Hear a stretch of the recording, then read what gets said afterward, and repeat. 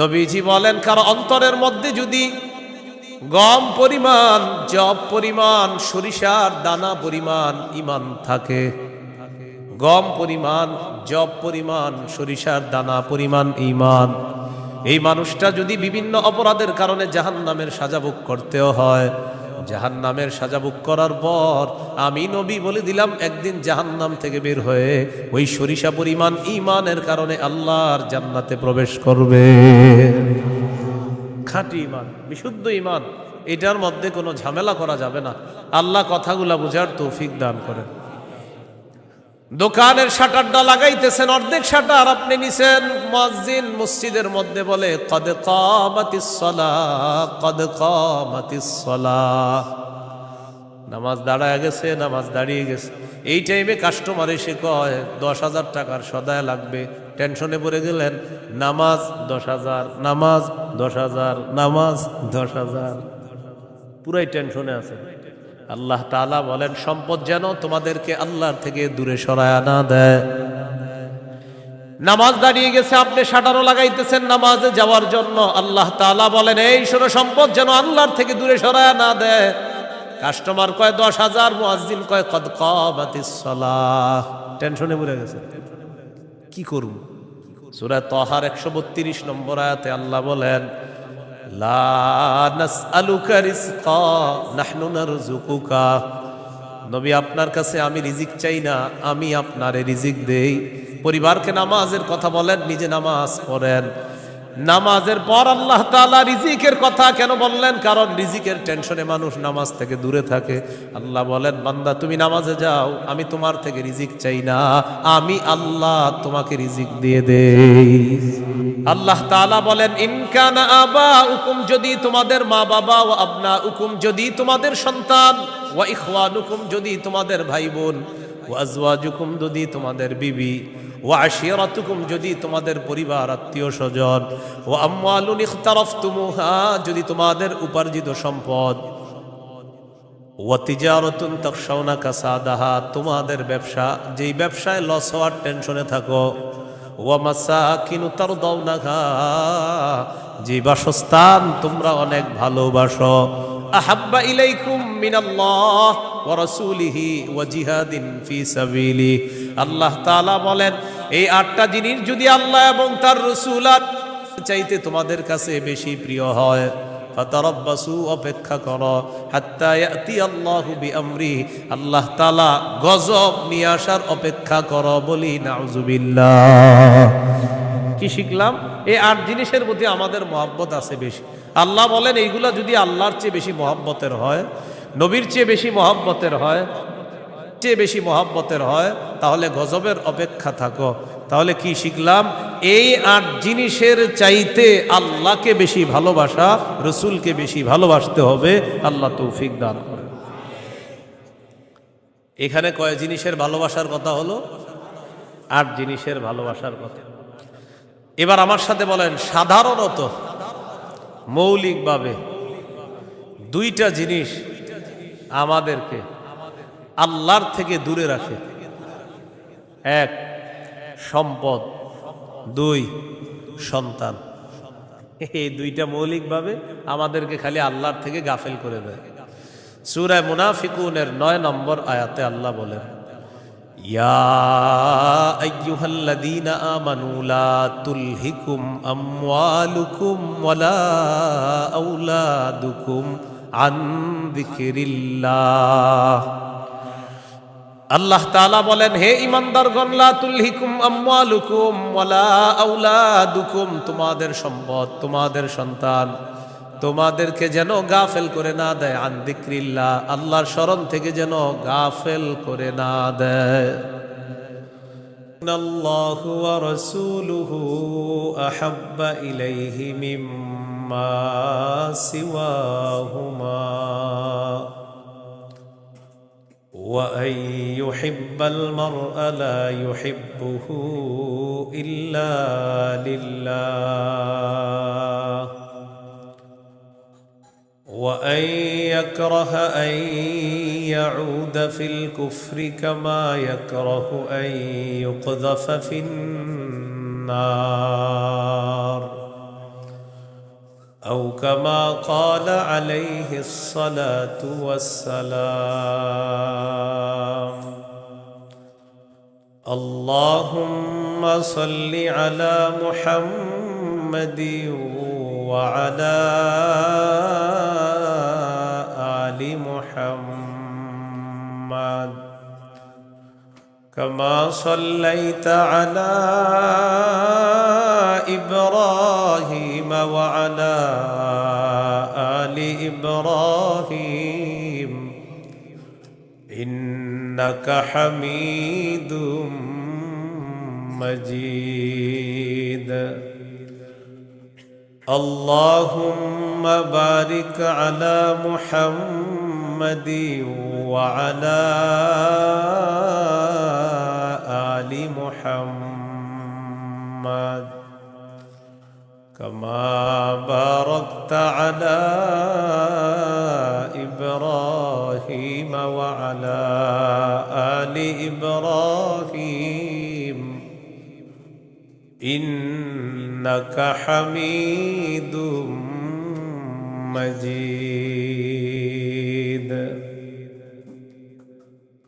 اللهم إني أعوذ بك من شر لساني ومن شر سمعي ومن شر بصري ومن شر مني ভাই বক্সের আওয়াজ কমান ভাই বক্সের আওয়াজ কমান জামিয়া মুহাম্মাদিয়া ইমদাদুল উলুম মাদ্রাসা গাজীপুর রওজাতুস সালিহাত মহিলা মাদ্রাসা গাজীপুরের উদ্যোগে হাফেজ ছাত্রদের পাগড়ি প্রদান উপলক্ষে ষষ্ঠ বার্ষিক ইসলামী মহাসম্মেলনের গুরুত্বপূর্ণ আলোচনা পেশ করবেন আল্লামা মুফতি মিজানুর রহমান সাঈদ, প্রতিষ্ঠাতা পরিচালক শায়েখ Zakaria Islamic research centre Dhaka, প্রধান পৃষ্ঠপোষক অত্র জামিয়া। আল্লামা মুফতি আজিম উদ্দিন দামাত বরকাতুহুল আলিয়া, শাইখুল হাদিস জামিয়া নূরিয়া কামরাঙ্গীর চর ঢাকা। গুরুত্বপূর্ণ আলোচনা করবেন মাওলানা হাফিজুর রহমান সিদ্দিক কুয়াকাটা, মোহতামিম জামিয়া তালিমিয়া মাদ্রাসা আদর্শনগর ঢাকা। মুফতি আব্দুল হালিম মুফাসসিরে কোরআন খুলনা, মুফতি উবাইদুল্লাহ বিন সাঈদ ইমাম ও খতিব বাইমাইল কেন্দ্রীয় জামে মসজিদ কোনাবাড়ি গাজীপুর। উপস্থিত হজরত উলামায়ে কেরাম, মুসলমান ভাইয়েরা, আল্লাহ তাআলার দরবারে শুকরিয়া আদায় করছি। ভাই আওয়াজ বাড়ায়েন না, এক তো বক্সের আওয়াজ কমানোর পরে মাইক বাড়াইছেন, আবার বাড়ায়েন না, কমান আওয়াজ, কমান পরে বাড়ায়েন, আমার সময় যত পারেন কমান, আরো কমায় দিবেন। হ্যাঁ, উপস্থিত হজরত, ঠিক আছে এবার উপস্থিত হজরত উলামায়ে কেরাম, মুসলমান ভাইয়েরা, আল্লাহ তাআলার দরবারে শুকরিয়া আদায় করছি। আল্লাহ আমাদেরকে এই মাহফিলে উপস্থিত হওয়ার তৌফিক দান করেছেন, বলি আলহামদুলিল্লাহ। আমি আপনাদের সামনে সূরাতুল বাকারার 256 নম্বর আয়াতে কারিমা থেকে কয়েকটি আয়াত তেলাওয়াত করলাম। 256 নম্বর আয়াতে আল্লাহ তাআলা দ্বীনের ব্যাপারে আমাদেরকে দিক নির্দেশনা দিয়েছেন। লা ইকরাহা ফিদ্দীন, দিন গ্রহণ করার ক্ষেত্রে জোর করা যাবে না। কাউকে দিন গ্রহণ করার ক্ষেত্রে, ইসলাম গ্রহণ করার ক্ষেত্রে জোর করা যাবে না। তবে ইসলামের দাওয়াত দেওয়া যাবে, ইসলামের সৌন্দর্যতা তাদের সামনে পেশ করা যাবে। সূরা আলী ইমরানের 19 নম্বর আয়াতে আল্লাহ বলেন, ইন্নাদ-দীনা ইনদাল্লাহিল ইসলাম, নিশ্চয়ই দিন আল্লাহর কাছে ইসলাম। এটা হলো আয়াতের অনুবাদ। নিশ্চয়ই দিন আল্লাহর কাছে ইসলাম, মানে আল্লাহর কাছে একমাত্র দিন হলো ইসলাম। সূরা আলী ইমরানের 85 নম্বর আয়াতে আল্লাহ বলেন, وَمَن يَبْتَغِ غَيْرَ الْإِسْلَامِ دِينًا فَلَن يُقْبَلَ مِنْهُ।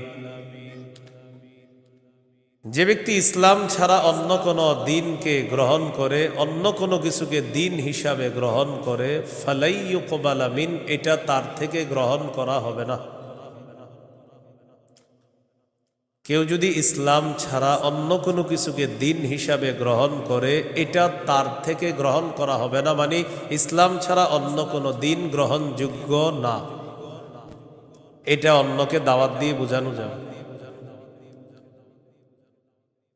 জাহিলি যুগের বন্ধা নারীরা, যাদের সন্তান হয় না, এই জাতীয় নারীরা মানত করলো, আমার যদি ছেলে হয় ছেলের ইহুদি বানাবো। নাউজুবিল্লাহ। কি বানাবে? নাজিবি গোত্রের ইয়াহুদিদেরকে বের করে দেওয়ার জন্য হুকুম আসলো। ইয়াহুদিদের আত্মীয় স্বজন যারা আছে তারা চিন্তা করলো, আমাদের আত্মীয় স্বজন যারা, তাদেরকে মুসলমান বানায়া মদিনায় রেখে দিই।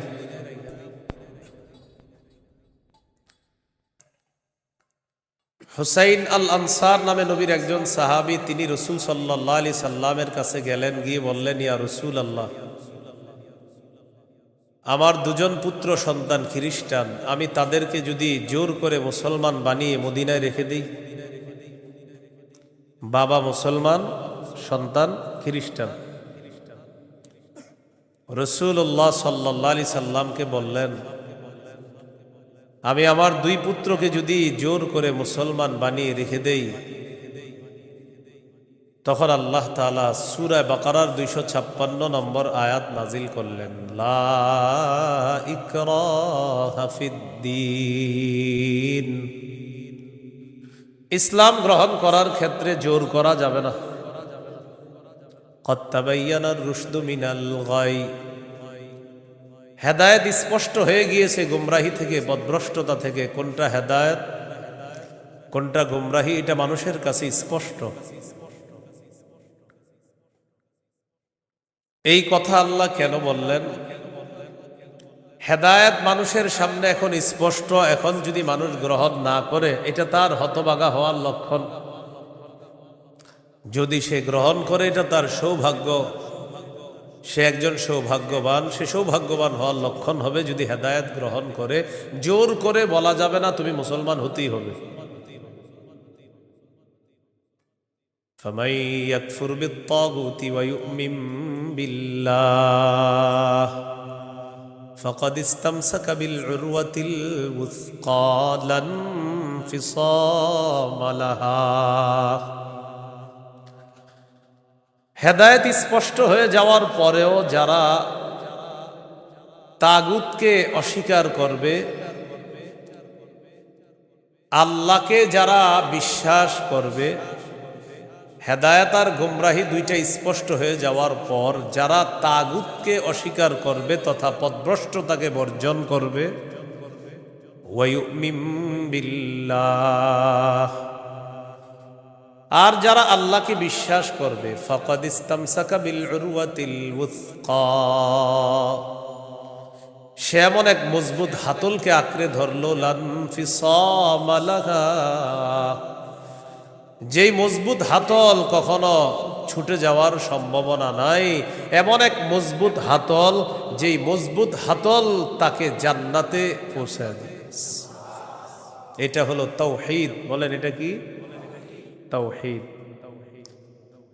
তাগুত দ্বারা উদ্দেশ্য হলো যত সীমালঙ্ঘনকারী আছে সবাই।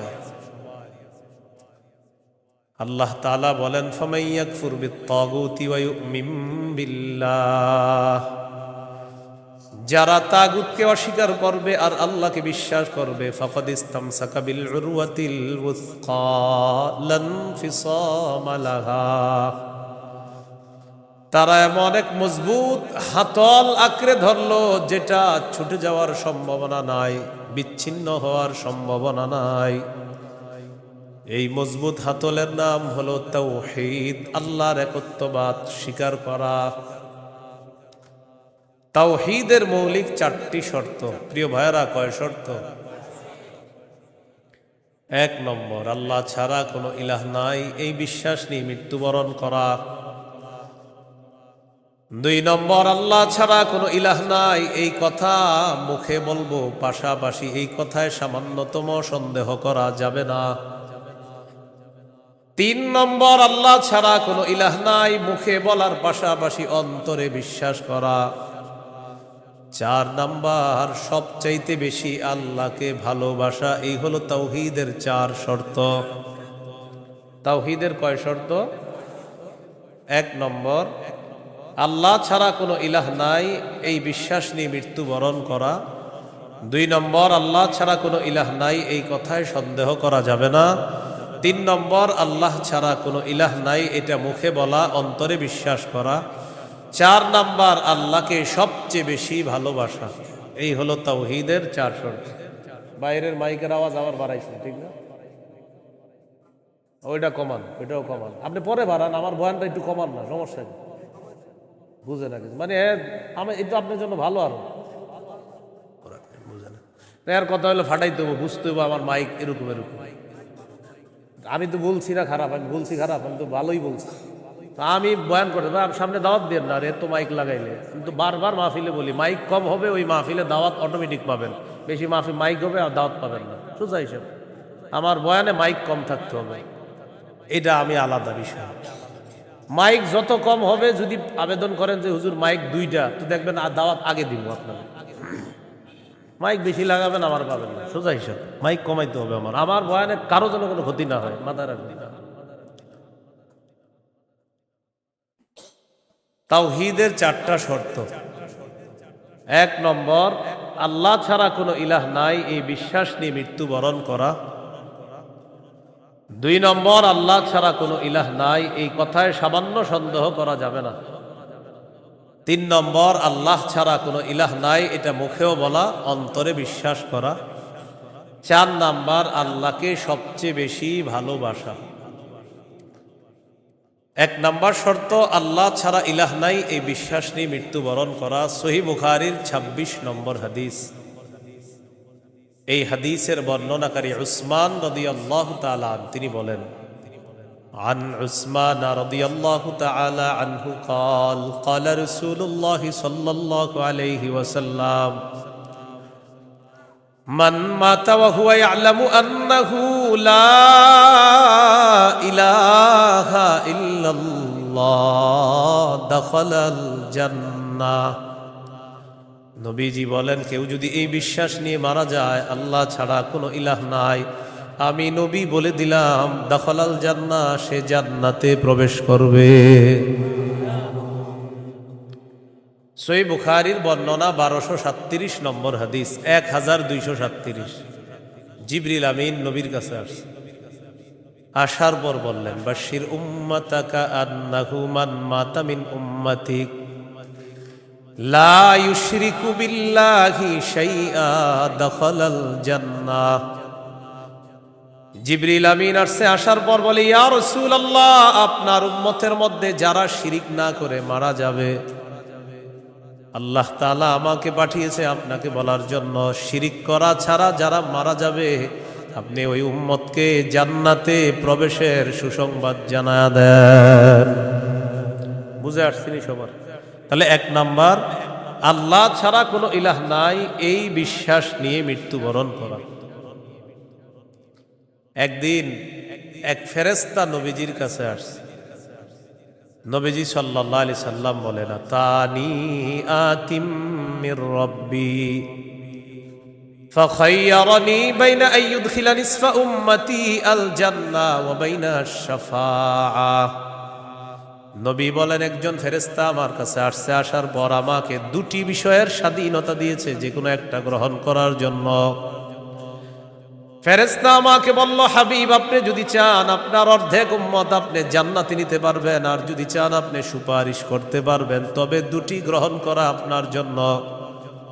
এই সুযোগ আপনি পাবেন না, যে কোনো একটি গ্রহণ করতে হবে। হয়তো অর্ধেক উম্মত জান্নাতে নিবেন, না হয় আপনি সুপারিশ গ্রহণ করবেন। আমাদের নবী বলেন ইখতারতুশ শাফাআ, আমি সুপারিশ করাটাই আল্লাহর থেকে গ্রহণ করে নিলাম। বলেন তবে, বলেন সবাই বলেন তবে। এই সুপারিশ শুধু তারাই পাবে যারা শিরিক করবে না। নবীজি বলেন ওয়াহিয়া লিমান লা ইউশরিকু বিল্লাহি শাইআ, আমার সুপারিশ শুধু তারাই পাবে যারা আল্লাহর সাথে শিরিক করবে না, তারাই শুধু আমার সুপারিশ পাবে, অন্যরা কিন্তু আমার সুপারিশ পাবে না। সহিহ বুখারীর বর্ণনা ৯৯ নম্বর হাদিসে আল্লাহর নবীর সাহাবী আবু হুরায়রা রাদিয়াল্লাহু তাআলা আন নবীকে প্রশ্ন করলেন, মান আসআদুন নাসি বিশাফাআতিকা ইয়াউমাল কিয়ামাতি ইয়া রাসূলুল্লাহ। হুজুর, কিয়ামতের ময়দানে আপনার সুপারিশের মাধ্যমে কোন ব্যক্তি সবচেয়ে সৌভাগ্যবান হবে আমাকে একটু বলেন। নবীজি বললেন, আবু হুরায়রা, আমি জানতাম তোমার আগে এই প্রশ্ন আমাকে কেউ করবে না। লিমা রাআইতু মিন হিরসিকা আলাল ইলম, ইলমের প্রতি তোমার যে আগ্রহ, বিদ্যার প্রতি তোমার যে আগ্রহ, আমি জানতাম তোমার আগে এই প্রশ্ন আমাকে কেউ করবে না, তুমি যেই প্রশ্নটা করছো।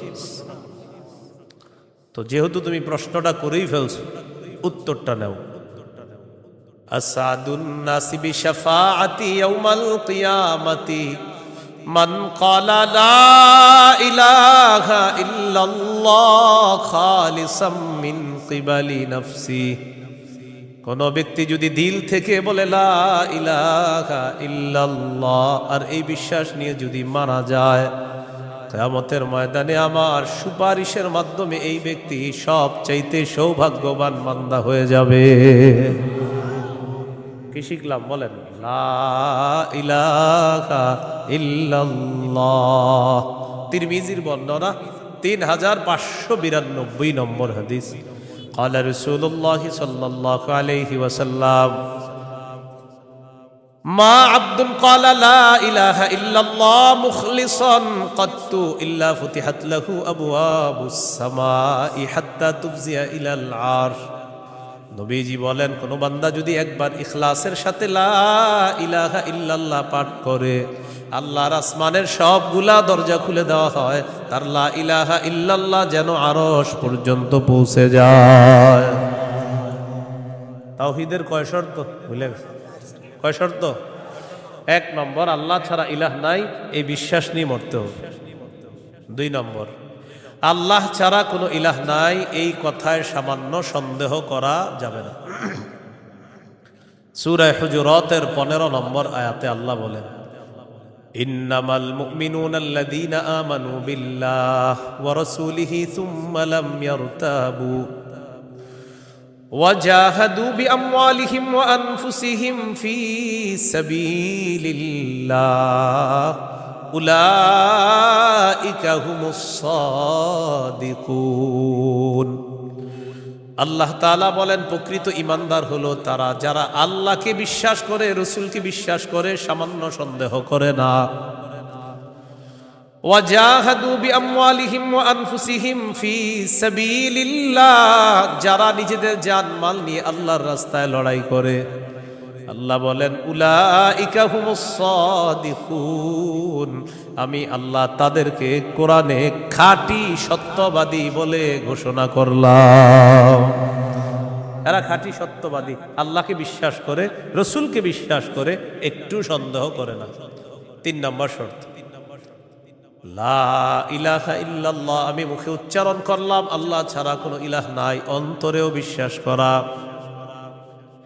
মুখে বললাম আল্লাহ ছাড়া কোনো ইলাহ নাই, অন্তরে যদি ঝামেলা থাকে এটা হবে মুনাফিক মার্কা শয়তান, নেফাকি হবে। এটা কি হবে বলেন তো? সবাই বলেন কি হবে? নেফাকি হবে। মুখে বলতে হবে, অন্তরেও স্বীকার করতে হবে। সূরাতুল ফাতহির ১১ নম্বর আয়াতে আল্লাহ বলেন, ইয়াকুলুনা বিআলসিনাতিহিম মা লাইসা ফি কুলুবিহিম, তারা তাদের মুখ দিয়ে এমন কথা বলে যা তাদের অন্তরের কথা না। তাহলে বলেন তো, তাওহীদের ৩ নম্বর শর্ত, মুখে বললাম একটা আর অন্তরে আরেকটা, শর্ত পূরণ হবে? মুখে যা বলবো অন্তরেও তা যদি হয়, এটা ৩ নম্বর শর্ত পূরণ হবে। অন্তরে যদি ঈমান সরিষার দানা পরিমাণও হয় একদিন জান্নাতে যাবে। সহিহ বুখারীর 44 নম্বর হাদিস। قال رسول الله صلى الله عليه وسلم يخرج من النار من قال لا إله إلا الله وفي قلبه وزن شعيرة من خير وفي قلبه وزن برة من خير وفي قلبه وزن ذرة من خير। নবীজি বলেন, কার অন্তরের মধ্যে যদি গম পরিমাণ, জব পরিমাণ, সরিষার দানা পরিমাণ ঈমান থাকে, গম পরিমাণ, জব পরিমাণ, সরিষার দানা পরিমাণ ঈমান, এই মানুষটা যদি বিভিন্ন অপরাধের কারণে জাহান্নামের সাজা ভোগ করতেও হয়, জাহান্নামের সাজা ভোগ করার পর আমি নবী বলে দিলাম একদিন জাহান্নাম থেকে বের হয়ে ওই সরিষা পরিমাণ ঈমানের কারণে আল্লাহর জান্নাতে প্রবেশ করবে। খাঁটি ঈমান, বিশুদ্ধ ঈমান, এটার মধ্যে কোনো ঝামেলা করা যাবে না। আল্লাহ কথাগুলা বুঝার তৌফিক দান করেন। 4 নাম্বার শর্ত, সবচেয়ে বেশি আল্লাহকে ভালোবাসো। বলেন কাকে ভালোবাসো? সবাই আমার সাথে বলেন, সাধারণত বলেন। আমরা 8টি জিনিসকে বেশি ভালোবাসি। 8 জিনিসের প্রতি আমাদের মহব্বত খুব বেশি। এই 8 জিনিসের চাইতেও আল্লাহকে, রসুলকে বেশি ভালোবাসতে হবে। কয় জিনিসের প্রতি টান আছে বেশি? 8 জিনিসের কথা আল্লাহ বলছে সূরা তাওবা 24 নম্বর আয়াত। আমি প্রথম আয়াতটা পড়ি, এরপর অনুবাদ করব, আমরা সবাই বলব। আল্লাহ তাআলা বলেন, কুল ইন কানা আবাউকুম ওয়া আবনাউকুম ওয়া ইখওয়ানুকুম ওয়া আজওয়াজুকুম ওয়া আশীরাতুকুম ওয়া আমওয়ালুন ইকতারাফতুমুহা ওয়া তিজারাতুন তাখশাউনা কাসাদাহা ওয়া মাসাকিনু তারদাউনাহা আহাব্বা ইলাইকুম মিনাল্লাহি ওয়া রাসূলিহি ওয়া জিহাদিন ফি সাবিলিহি ফাতারাব্বাসু হাত্তা ইয়াতিয়াল্লাহু বিআমরি। কত? আল্লাহ তাআলা বলেন, ইন কানা আবাউকুম, যদি তোমাদের মা বাবা, ওয়া আবনাউকুম, যদি তোমাদের সন্তান, ওয়া ইখওয়ানুকুম, যদি তোমাদের ভাই বোন, ওয়া আজওয়াজুকুম, যদি তোমাদের বিবি, ওয়া আশীরাতুকুম, যদি তোমাদের পরিবার আত্মীয় স্বজন, ওয়া আমওয়ালুন ইখতারাফতুমুহা, যদি তোমাদের উপার্জিত সম্পদ, ওয়া তিজারাতুন তাখশাউনা কাসাদাহা, তোমাদের ব্যবসা, যেই ব্যবসায় লস হওয়ার টেনশনে থাকো, ওয়া মাসাকিনু তারদাউনাহা, যে বাসস্থান তোমরা অনেক ভালোবাসো, আহাব্বা ইলাইকুম মিনাল্লাহ ওয়া রাসূলিহি ওয়া জিহাদিন ফি সাবিলি। আল্লাহ তাআলা বলেন, এই 8টা জিনিস যদি আল্লাহ এবং তার রাসূল আর চাইতে তোমাদের কাছে বেশি প্রিয় হয়, ফাতারাব্বাসু, অপেক্ষা করো, হাত্তা ইয়াতিয়াল্লাহু বিআমরি, আল্লাহ তাআলা গজব নিয়ে আসার অপেক্ষা করো। বলি নাউযুবিল্লাহ। কি শিখলাম? এই 8 জিনিসের প্রতি আমাদের মহব্বত আছে বেশি। আল্লাহ বলেন, এইগুলা যদি আল্লাহর চেয়ে বেশি মহব্বতের হয়, নবীর চেয়ে বেশি মহব্বতের হয়, বেশি মহব্বতের হয়, তাহলে গজবের অপেক্ষা থাকো। তাহলে কি শিখলাম? এই 8 জিনিসের চাইতে আল্লাহকে বেশি ভালোবাসা, রসুলকে বেশি ভালোবাসতে হবে। আল্লাহ তৌফিক দান করে। এখানে কয় জিনিসের ভালোবাসার কথা হলো? 8 জিনিসের ভালোবাসার কথা। এবার আমার সাথে বলেন, সাধারণত মৌলিকভাবে 2টা জিনিস আমাদেরকে আল্লাহর থেকে দূরে রাখে। 1 সম্পদ, 2 সন্তান। এই 2টা মৌলিকভাবে আমাদেরকে খালি আল্লাহর থেকে গাফেল করে দেয়। সূরা মুনাফিকুনের 9 নম্বর আয়াতে আল্লাহ বলেন, ইয়া আইয়ুহাল্লাযীনা আমানু লা তুলহিকুম আমওয়ালুকুম ওয়ালা আওলাদুকুম আন যিকরিল্লাহ। আল্লাহ তাআলা বলেন, হে ঈমানদারগণ, লা তুলহিকুম আমওয়ালুকুম ওয়ালা আওলাদুকুম, তোমাদের সম্পদ, তোমাদের সন্তান তোমাদেরকে যেন গাফেল করে না দেয়, আন যিকরিল্লাহ, আল্লাহর স্মরণ থেকে যেন গাফেল করে না দেয়। দোকানের শাটারটা লাগাইতেছেন, অর্ধেক শাটার আপনি নিছেন, মুয়াজ্জিন মসজিদের মধ্যে বলে কদ কামাতিস সালাহ, কদ কামাতিস সালাহ, নামাজ দাঁড়ায় গেছে, নামাজ দাঁড়িয়ে গেছে। এই টাইমে কাস্টমার এসে কয় 10,000 টাকার সদায় লাগবে, টেনশনে পড়ে গেলেন, নামাজ 10,000, নামাজ 10,000, নামাজ 10,000, পুরাই টেনশনে আছে। আল্লাহ তাআলা বলেন সম্পদ যেন তোমাদেরকে আল্লাহর থেকে দূরে সরায় না দেয়। নামাজ দাঁড়িয়ে গেছে, আপনি শাটারও লাগাইতেছেন নামাজে যাওয়ার জন্য, আল্লাহ তাআলা বলেন এই শোনো সম্পদ যেন আল্লাহর থেকে দূরে সরায় না দেয়। কাস্টমার কয় 10,000, মুয়াজ্জিন কয় কদ কামাতিস সালাহ, টেনশনে পড়ে গেছে, কি করব? সূরা তাহার 132 নম্বর আয়াতে আল্লাহ বলেন লা নাসআলুকা রিজকা নাহনু নারযুকুকা, নবী আপনার কাছে আমি রিজিক চাই না, আমি আপনারে রিজিক দেই। পরিবারকে নামাজের কথা বলেন, নিজে নামাজ পড়েন। নামাজের পর আল্লাহ তাআলা রিজিকের কথা কেন বললেন? কারণ রিজিকের টেনশনে মানুষ নামাজ থেকে দূরে থাকে। আল্লাহ বলেন বান্দা তুমি নামাজে যাও, আমি তোমার থেকে রিজিক চাই না, আমি আল্লাহ তোমাকে রিজিক দিয়ে দেই। সম্পদ আল্লাহর থেকে দূরে রাখে। আর হলো সন্তান, সারাদিন কান্নাকাটি করে না, যেই জোহর নামাজে রওনা করবেন ওই টাইমে কয় আমি চিপস খাবো, সারাদিন কানবে না। যখন নামাজে যাবেন তখন এর দুনিয়ার যত কিছু আছে সব খাইতে মন চায়, ইবলিস এসে খোঁচায় কয়টা কয়টা কয়টা। আপনি তখন বুদ্ধি করে কি করবেন, ওইটারে প্যাম্পাস পরায়া মসজিদের এক কোনায় নিয়ে বসাই থাকবেন, বসে থাকেন বসে থাকেন, বুঝেন নাই? আর ইবলিস রে বলবেন ইবলিস তুমি যেই ঝামেলাটা আমার সাথে ডেলি নামাজের সময় করো, এই ঝামেলা করে কাজ হবে না। কারণ নামাজের সময় তুই যতবার আমার সন্তানরে খোঁচাবি, ওরে ততবার কাঁধে করে মসজিদে নিয়ে যাবো, প্যাম্পাস পরায় ওটারও নিয়ে যাবেন মসজিদে, নিয়ে পাশে বসায় রাখবেন, বুঝে থাকবেন। ইবলিস বুঝা ফেলবে না, এই রে খোঁচায় লাভ না, এরে খোঁচাইলে এই সন্তানও নামাজি বানায় ফেলবে। সুবহানাল্লাহ। সম্পদ সন্তান আল্লাহর থেকে আমাদেরকে দূরে রাখে। প্রিয় ভাইয়েরা, এই দুই জিনিস যেন আমাদের মধ্যে এত মহব্বত গালেব না হয় যে এই দুই জিনিস এত পরিমাণ মহব্বত করতে গেলাম, আল্লাহকে ভুলে গেলাম, রসুলকে ভুলে গেলাম, আখেরাত ভুলে গেলাম। এমনটা ভালোবাসি, সন্তান ভালোবাসি, মা ভালোবাসি, বাবা ভালোবাসি, ঠিক, কিন্তু এর চেয়ে বেশি ভালোবাসি আল্লাহ। এই হলো আল্লাহকে সবচেয়ে, তাওহীদের কয় শর্ত? 4 নাম্বার, সবচেয়ে বেশি কাকে ভালোবাসা? আল্লাহকে, রসুলকে সবচেয়ে বেশি ভালোবাসা, আল্লাহকে এরপর রসুলকে সবচেয়ে বেশি ভালোবাসা। সহিহ বুখারীর বর্ণনা 16 নম্বর হাদিস, ক্বালা রাসূলুল্লাহ সাল্লাল্লাহু আলাইহি ওয়াসাল্লাম সালাসুন মান কুন্না ফীহি ওয়াজাদা হালাওয়াতাল ঈমান। নবীজি বলেন 3টা বৈশিষ্ট্য যদি কারো মধ্যে থাকে, সে অন্তরের মধ্যে ঈমানের স্বাদ আস্বাদন করতে পারবে।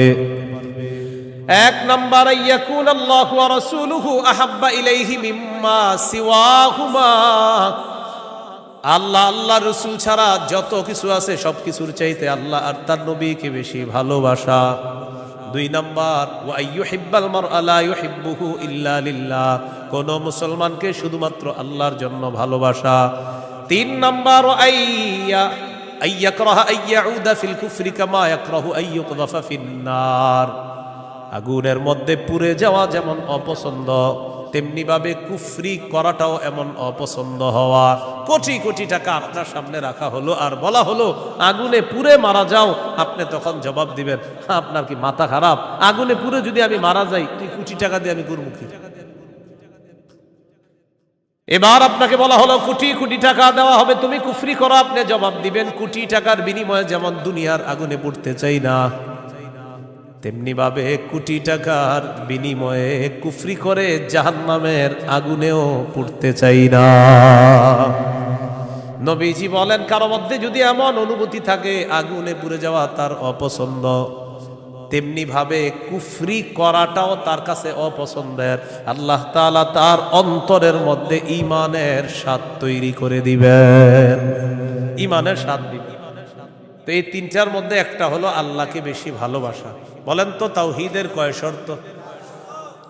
এক নম্বর, আল্লাহ ছাড়া কোনো ইলাহ নাই, এই বিশ্বাস নিয়ে মৃত্যুবরণ করা। দুই নম্বর, আল্লাহ ছাড়া কোনো ইলাহ নাই, এটার মধ্যে একটুও সন্দেহ করা যাবে না। তিন নম্বর, আল্লাহ ছাড়া কোনো ইলাহ নাই, এটা মুখে বলা, অন্তরে স্বীকার করা, বিশ্বাস করা। চার নম্বর, আল্লাহকে সবচেয়ে বেশি ভালোবাসা। এই চার শর্ত পূরণ করে আমরা যেন কবরে যেতে পারি, আল্লাহ তাআলা তৌফিক দান করেন। এরপরে আল্লাহ বলেন, ওয়াল্লাহু সামিউন আলিম, আল্লাহ সর্বশ্রোতা সর্বজ্ঞানী। এটা হলো সূরা বাকারার 256 নম্বর আয়াত। এখন আপনাদেরকে 56 নম্বর আয়াত থেকে জিজ্ঞাসা করতে চাই, একটা হলো তাগুতের দল আর একটা হলো আল্লাহর দল। দুনিয়াতে মৌলিকভাবে মানুষের দল দুইটা, একটা হলো হিজবুল্লাহ আল্লাহর দল, আর একটা হিজবুশ শয়তান শয়তানের দল। এই দুই দল মৌলিকভাবে মানুষের মধ্যে সূরা মুজাদালায় দুই দলের কথা আছে। তো এই দুই দলের মধ্যে আমরা কার দলে থাকবো? আল্লাহর দলে না শয়তানের দলে? আল্লাহর দলে আমরা যারা থাকবো, আল্লাহ আমাদের অভিভাবক হয়ে যাবে। এই কথাটা আল্লাহ সূরা বাকারার 257 নম্বর আয়াতে বলতেছে। মন দিয়ে শুনেন কি বল, আল্লাহু ওয়ালিয়ুল্লাযীনা আমানু, যারা ঈমানদার তাদের অভিভাবক আল্লাহ। সুবহানাল্লাহ। আপনারা মাঝে মাঝে এমনি দোয়া করতে পারেন না, আল্লাহ আপনি আমার অভিভাবক, আল্লাহ আপনি অভিভাবক। আল্লাহ সূরা বাকারা 257 নম্বর আয়াতে বলছেন, আপনি আমার অভিভাবক। আল্লাহ আমি তো সমস্যায় আছি, আমারে সমাধান করে দাও। এভাবে বলতে হবে, আল্লাহ আপনি বলছেন আপনি আমার অভিভাবক, আল্লাহ আপনি আমার সমস্যা সমাধান করে দেন। এইভাবে আল্লাহকে বলতে হবে। আল্লাহু ওয়ালিয়ুল্লাযীনা আমানু, আল্লাহ বলেন যারা ঈমানদার তাদের অভিভাবক হলেন আল্লাহ। ইউখরিজুহুম মিনাজ যুলুমাতি ইলান নূর, আল্লাহ তাআলা অভিভাবক ঈমানদারদেরকে অন্ধকার থেকে বের করে আলোর দিকে আল্লাহ তাআলা নিয়ে যায়। ওয়াল্লাযীনা কাফারু আউলিয়াউহুমুত তাগুত, আর যারা কাফের তাদের অভিভাবক হলো শয়তান। বলেন তো ঈমানদারের অভিভাবক কে? কাফেরের অভিভাবক কে? উলাইকা আসহাবুন নারি হুম ফিহা খালিদুন। আল্লাহ বলেন যারা তাগুতের অনুসারী তারা চিরস্থায়ীভাবে জাহান্নামে থাকবে। বলি নাউজুবিল্লাহ। তাগুত বলা হয় যত সীমা লঙ্ঘনকারী আছে, জালেম, সব তাগুত। এই তাগুত এটা পুরুষ হোক আর মহিলা হোক, এই তাগুত যারা এরা জালেম অথবা জালেমা, সব তাগুত। তবে কষ্টের বিষয় আর দুঃখের বিষয়, আমরা বারবার এক তাগুত ছেড়ে আরেক তাগুতকে ধরি। এক তাগুত ছেড়ে আরেক তাগুতকে কি করি? ধরি। কেন ধরি জানেন? বৃষ্টি থেকে বাঁচার জন্য ঝর্ণা নিচে এসে দাঁড়ায় আর কি। কোথায় দাঁড়াই? বাঁচার জন্য কি থেকে কোথায় এসে দাঁড়াই?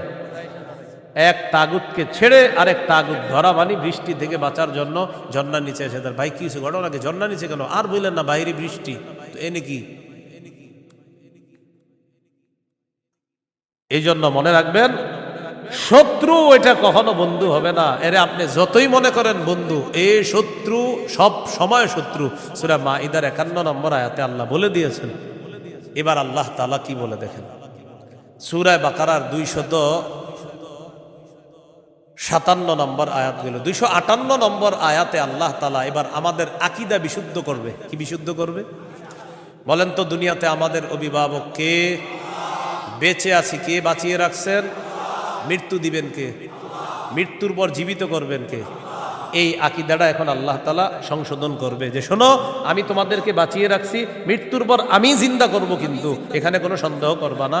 এই আকীদা 258, 259, 260 এই 3 আয়াতের মধ্যে আল্লাহ আমাদেরকে আকীদা দিয়ে দিবেন, দুনিয়াতে যেমন তোমাদেরকে রাখছি আমি, আখিরাতেও তোমাদেরকে আবার পুনরুত্থান করব, এই ক্ষমতাও আমি আল্লাহর। সূরা বাকারা 258, 259, 260 দেখেন কি বলে, ألم تر إلى الذي حاج إبراهيم في ربه أن آتاه الله الملك إذ قال إبراهيم ربي الذي يحيي ويميت قال أنا أحيي وأميت قال إبراهيم فإن الله يأتي بالشمس من المشرق فأت بها من المغرب فبهت الذي كفر والله لا يهدي القوم الظالمين নবী আপনি কি দেখেন নাই ওই ব্যক্তির ব্যাপারে চিন্তা করেন নাই যে ব্যক্তি ইব্রাহিম নবীর সাথে তার রবের ব্যাপারে ঝগড়া করেছে, যেই রব তাকে রাজত্ব দান করেছে ওই রবের ব্যাপারে লোকটা ঝগড়া করেছে ইব্রাহিম নবীর সাথে। আল্লাহ তাআলা বলেন এই ব্যক্তি হলো বাবেল শহরের বাদশাহ নমরুদ। ইব্রাহিম নবীর সাথে ঝগড়া লাগছে, এই কারণে নমরুদকে আল্লাহ তাআলা রাজত্ব দান করছে। রাজত্ব পাওয়ার পর নমরুদ কয় আমি খোদা। ইব্রাহিম নবী বললেন আমার রব রব্বি আল্লাযী ইহয়ী ওয়া ইউমীত, আমার রব হলেন তিনি যিনি জীবন দেয়, যিনি মৃত্যু দান করেন।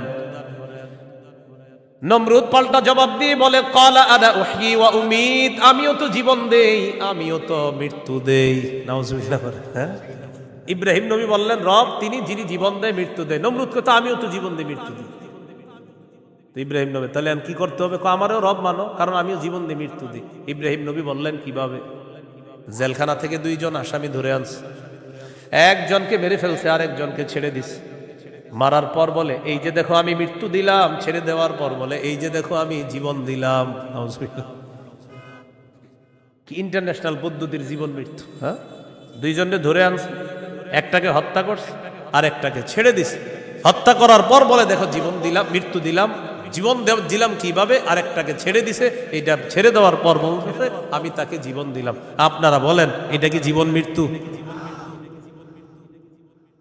ইব্রাহিম নবী চিন্তা করলেন এরে এমন এক কথা বলে আটকাইতে হবে যেই কথার পরে আর ঝগড়া করবে না। قال إبراهيم فإن الله يأتي بالشمس من المشرق فأت بها من المغرب। ইব্রাহিম নবী বললেন আমার রব আল্লাহ প্রতিদিন সূর্য পূর্ব দিক থেকে উঠায়, তুমি পশ্চিম দিক থেকে উঠায় দাও। তুমিও তো রব, তোমার দাবি অনুযায়ী। নাউজুবিল্লাহ। ফাবুহিতাল্লাযী কাফার, আল্লাহ তাআলা বলেন যে ঝগড়া করছে নমরুদ কাফের, ধরাশয়ী হয়ে গেল, ঝগড়ায় হেরে গেল। মুফাসসিরিনে কেরাম বলেন নমরুদ পাল্টা বলতে পারতো ইব্রাহিম আমি সূর্য পশ্চিম দিক থেকে উঠাতে পারবো না, তোমার রব আল্লাহ প্রতিদিন পূর্ব দিক থেকে সূর্য উঠায়, আমি তো পারবো না। তুমি তোমার রব আল্লাহকে বলো সূর্যটা যেন পশ্চিম দিক থেকে উঠায় দেখায় দেয়।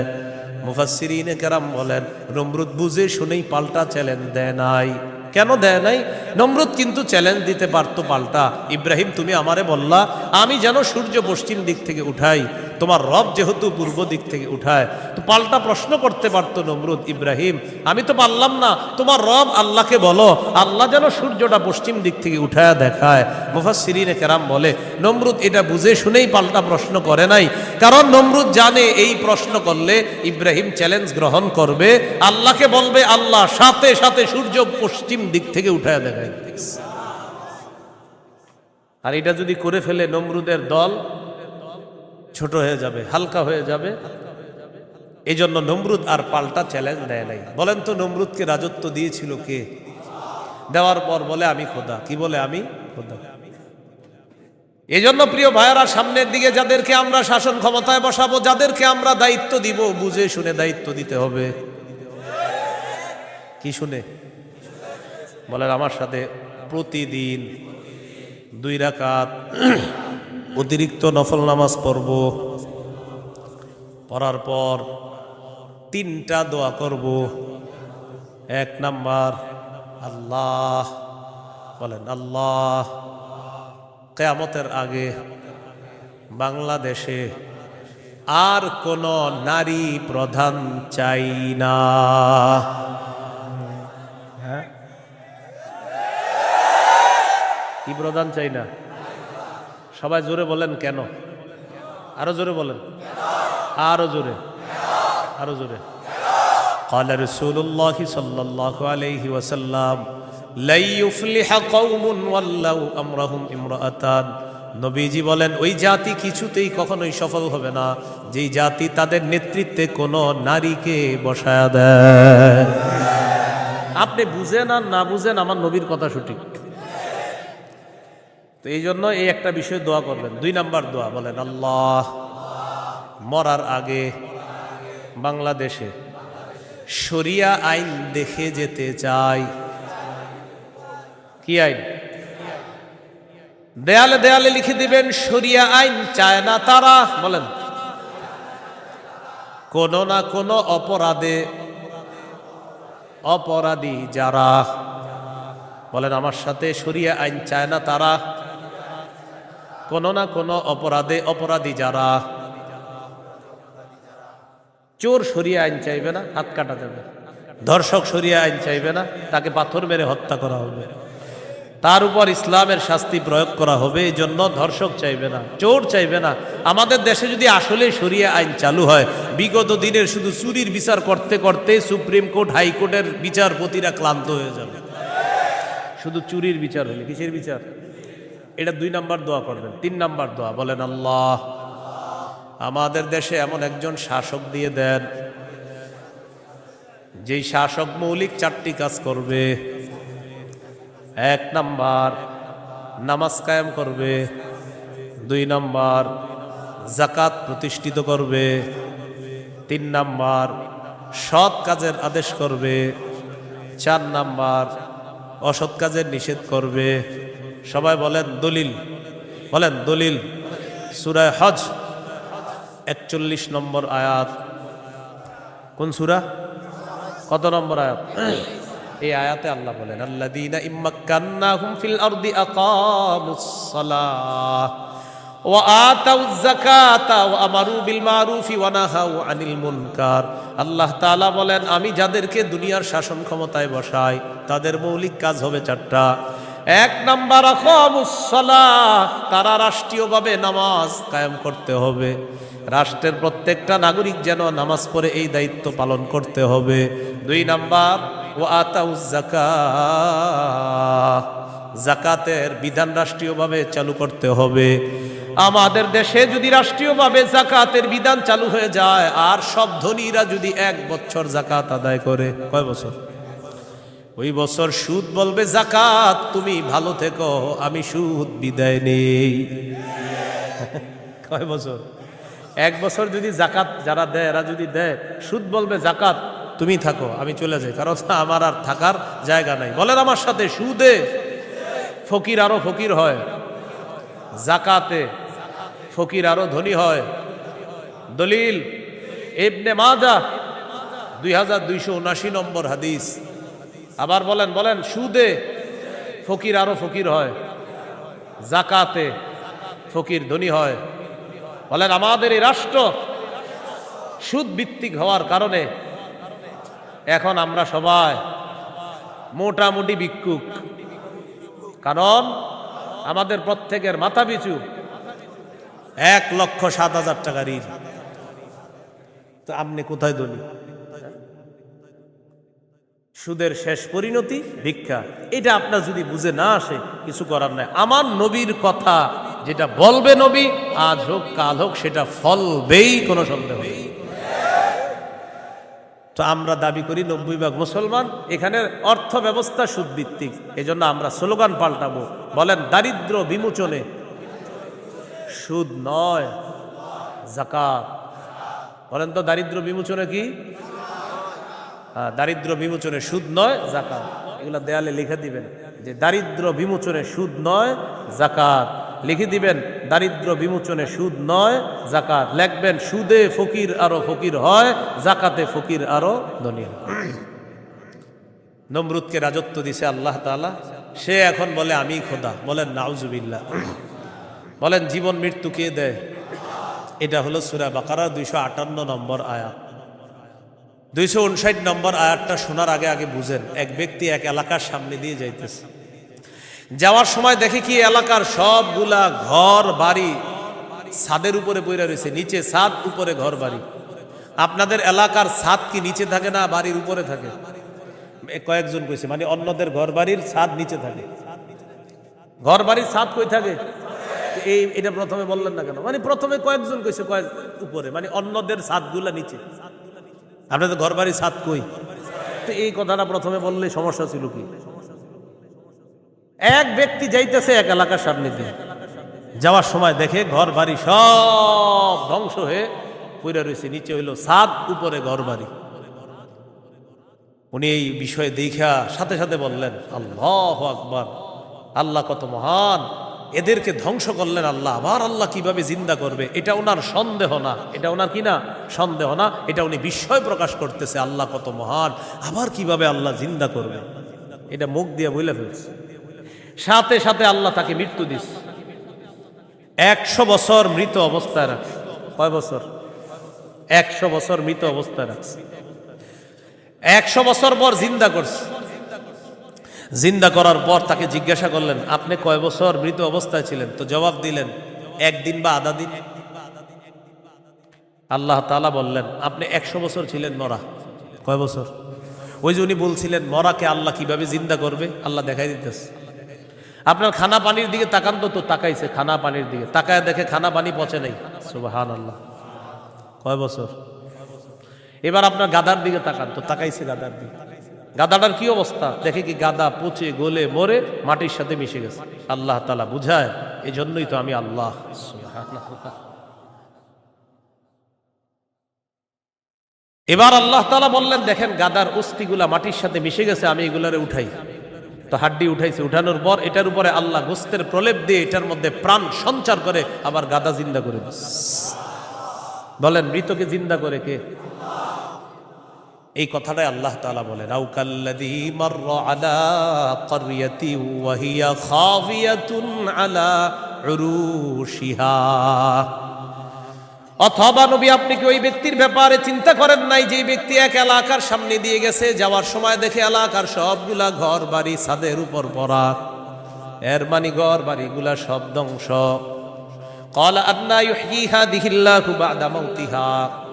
তখন তিনি বললেন, আল্লাহ তাআলা কিভাবে তাদেরকে মৃত্যুর পর আবার পুনরায় জিন্দা করবেন।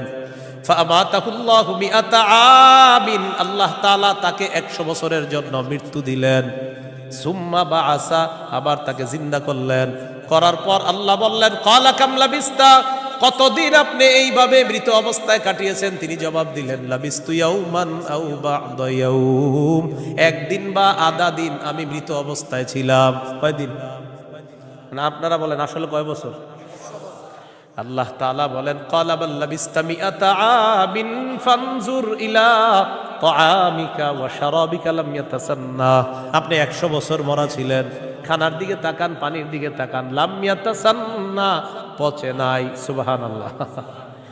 ওয়ানজুর ইলা হিমারিকা, গাদাটার দিকে তাকান, গাদার দিকে তাকাইছে, তাকায় দেখে পচে গলে মাটির সাথে মিশে গেছে। আল্লাহ তাআলা বলেন, জানেননি কেন আপনাকে আমি মৃত্যু দিলাম, আবার 100 বছর পর আপনাকে আমি কেন জিন্দা করলাম?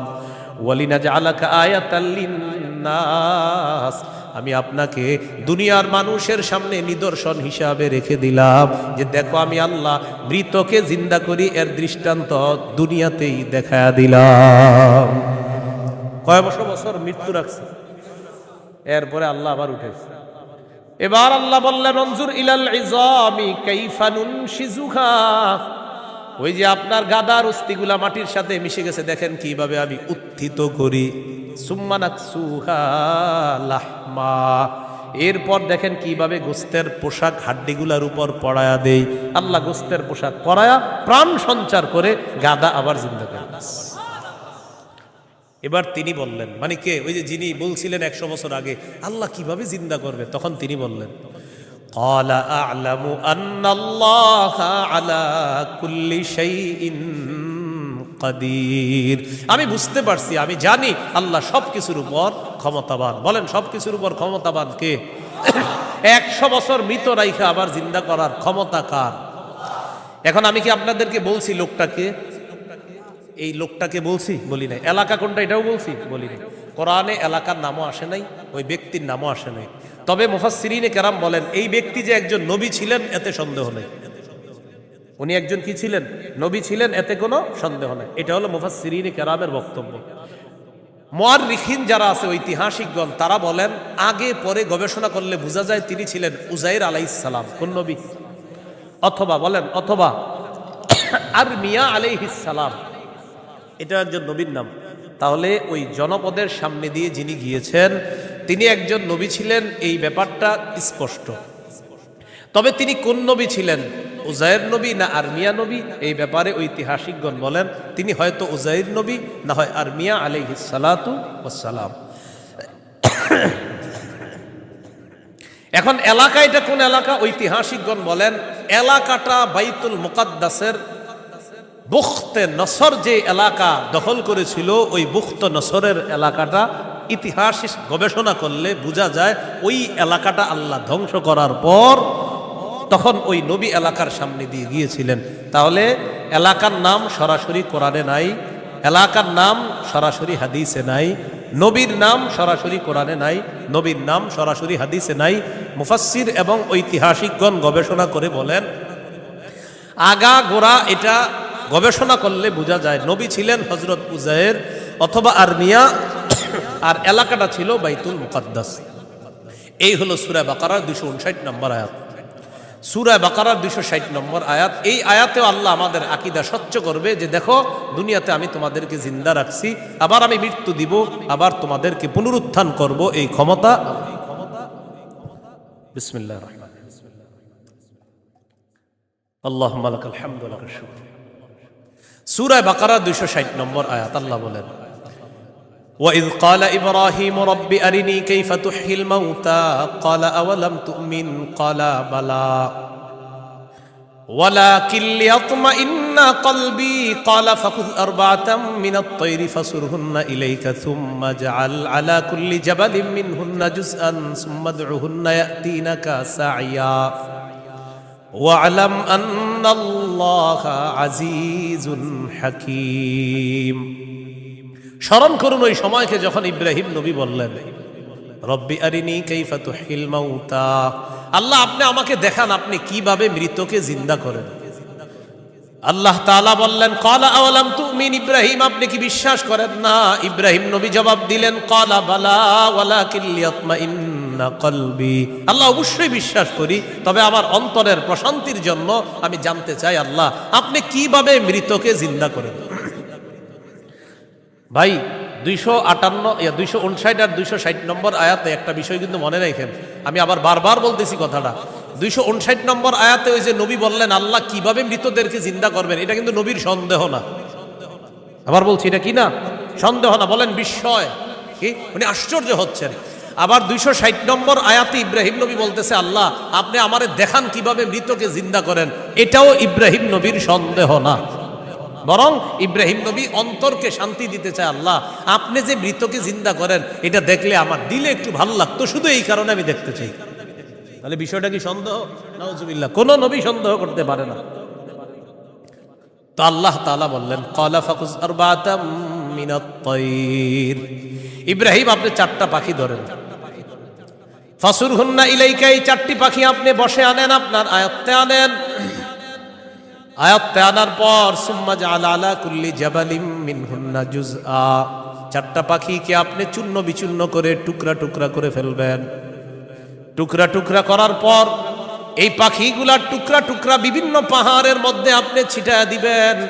কোন পাখির টুকরাটা কোন পাহাড়ের মধ্যে আছে এটা আপনার জানা নাই।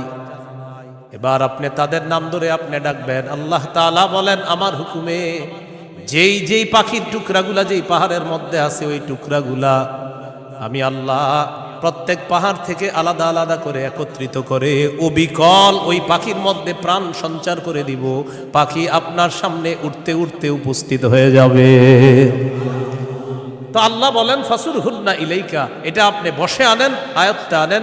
সুম্মা জাআল আলা কুল্লি জাবালিম মিনহুন্না জুজআ, এগুলারে টুকরা টুকরা করে আপনি পুরা সব একসাথে করে ফেলবেন। এখন বলেন তো 4 পাখি একসাথে টুকরা টুকরা করলে কোন পাখির টুকরা কোথায় আছে এটা কি বলা যাবে? ইব্রাহিম নবীকে বললেন আলাদা আলাদা পাহাড়ের মধ্যে রেখে দেন। রাখার পর এবার আপনি ডাক দিবেন। ডাক দেওয়ার পর দেখবেন ওই আলাদা টুকরাগুলা একত্রিত হয়ে যেই যেই পাখির টুকরা আমি আল্লাহর হুকুমে ওই পাখির শরীরে যাবে, আমি প্রাণ সঞ্চার করে দিব, পাখি আপনার সামনে উঠতে উঠতে উপস্থিত হয়ে যাবে। শেষে আল্লাহ বলেন ওয়ালাম, জেনে রাখেন আল্লাহ আজিজুল হাকিম, আল্লাহ মহাপরাক্রমশালী, আল্লাহ মহাপ্রজ্ঞাময়। 3টি বিষয়। 1 নাম্বার বলেন আল্লাহর কাছে মনোনীত ধর্মের নাম কি? ইসলাম। ইসলামের দাওয়াত অন্যের সামনে দেওয়া যাবে কিনা? যাবে। ইসলাম গ্রহণে কাউকে কি জোর করা যাবে? দুই নম্বর, মৌলিকভাবে মানুষের দল কয়টা? দুইটা। একটা কার দল? আল্লাহর দল। আর একটা কার দল? শয়তান। ইমানদারের অভিভাবক কে? কাফেরদের অভিভাবক কে? শয়তান। তিন নম্বর, আমাদেরকে দুনিয়াতে জীবিত রাখছে কে? মৃত্যু দিবে কে? মৃত্যুর পর আবার জিন্দা করবেন কে? এই তিনটি বিষয় সূরা বাকারার 256 থেকে 260 নম্বর আয়াত পর্যন্ত আমরা জানলাম। আল্লাহ তাআলা আমাদের সকলকে আকীদা বিশুদ্ধ করে স্বচ্ছ করে আমরা যেন মরা। দুই নম্বর, আল্লাহ ছাড়া কোনো ইলাহ নাই, সন্দেহ করা যাবে না। তিন নম্বর, আল্লাহ ছাড়া কোনো ইলাহ নাই এটা মুখে বলা, অন্তরে বিশ্বাস করা। চার নম্বর, আল্লাহ ছাড়া কোনো ইলাহ নাই এই কথা তখন প্রমাণ হবে যদি আমি সবচেয়ে বেশি আল্লাহকে ভালোবাসি। বলেন তো কয় জিনিসকে সাধারণত বেশি ভালোবাসি আমরা? 8 জিনিস। এই 8 জিনিস থেকেও কাকে বেশি ভালোবাসতে হবে? আল্লাহ। আল্লাহ তাআলা আমাদের সকলকে আজকের সূরা বাকারার 256 থেকে 60 নম্বর আয়াত পর্যন্ত মূল তিনটি কথা ছিল। এক নাম্বার, আল্লাহর কাছে মনোনীত ধর্ম ইসলাম, এটা গ্রহণ করতে হবে, বাকি গ্রহণ করার ক্ষেত্রে কাউকে জোর করা যাবে না। দুই নাম্বার, একটা শয়তানের দল, একটা আল্লাহর দল। আল্লাহর দলের অভিভাবক আল্লাহ, শয়তানের দলের অভিভাবক মানে যারা, তাদের অভিভাবক হলো শয়তান। তাগুত যারা ইহুদি খ্রিস্টান, তাদের অভিভাবক হলো শয়তান। তিন নাম্বার, আল্লাহ জীবিত রাখছে, আল্লাহ মৃত্যু দিবেন, আল্লাহ আবার জিন্দা করবেন। এই আকীদা, বিশুদ্ধ স্বচ্ছ আকীদা নিয়ে যেন আমরা কবরে যেতে পারি। আল্লাহ তাআলা তৌফিক দান করেন। সুবহানাল্লাহি ওয়া বিহামদিহি, সুবহানাকাল্লাহুম্মা ওয়া বিহামদিকা, আশহাদু আল্লা ইলাহা ইল্লা আনতা, আস্তাগফিরুকা ওয়া আতুবু ইলাইক। আমিন ওয়া আখিরু দাওয়ানা আলহামদুলিল্লাহি রাব্বিল আলামিন। আসসালামু আলাইকুম।